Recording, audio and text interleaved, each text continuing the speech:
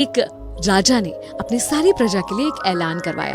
बोला, मैं आप सभी का राजा हूं तो मेरी सारी चीजें भी आप सभी की हैं। कल सुबह 8 बजे महल के द्वार खोले जाएंगे और सारी प्रजा महल में आमंत्रित है। जो जिस चीज को सबसे पहले हाथ लगा देगा वो चीज उसकी हो जाएगी।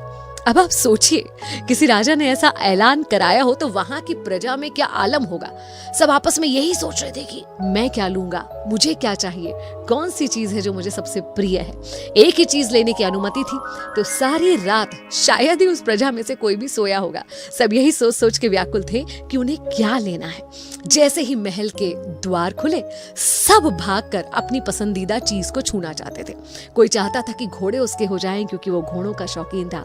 कोई चाहता था कि हाथी उसके हो जाएं, कोई चाहता था कि उसे दुधारू गाय मिल जाए, तो कोई चाहता था कि महल में लगे हुए आलीशान सिंहासन उसे मिल जाएं, कोई चाहता था हीरे जवाहरात मिल जाए, किसी को राजा के कपड़ों पर, किसी का रानी के गहनों पर नजर थी।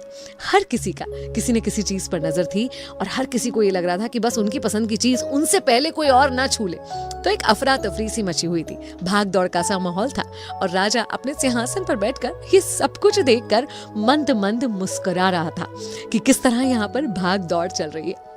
इतने में सबके बीच एक छोटी सी बच्ची धीरे धीरे अपने डगमगाए कदमों से चलती हुई राजा की तरफ आ रही थी। राजा ने उसे देखा, थोड़ी हैरानी हुई, मगर उन्हें लगा कि बच्ची छोटी है, हो सकता है मुझसे कुछ पूछने आ रही हो। लेकिन उस लड़की ने तो कुछ अलग ही किया। आई और आकर सीधे राजा की गोदी में बैठ गई।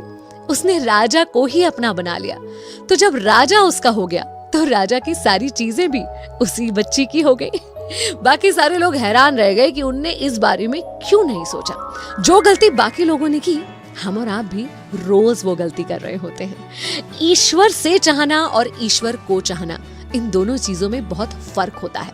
ईश्वर की बनाई इस दुनिया में बहुत सारी सांसारिक वस्तुएं हैं जिन्हें हम चाहते हैं, लेकिन इन चीजों को बनाने वाला वो जो ईश्वर है उससे चाह रखना भूल जाते हैं, उससे दूर हो जाते हैं और ये भूल जाते हैं कि अगर आप उसके करीब होंगे तो सारे वो सुख जिनके लिए आप इतनी भाग दौड़ कर रहे हैं, जिनके लिए इतनी मेहनत कर रहे हैं, वो सब आपको मिल जाएंगे। क्योंकि ईश्वर का जो सानिध्य है वो आपको शांति और सुकून देता है, जो बड़ी बड़ी चीजें, बड़ी बड़ी संपत्तियां आपको नहीं दे सकती। तो कुछ देर शांति से खुद को ईश्वर के सानिध्य में महसूस करने की कोशिश कीजिएगा।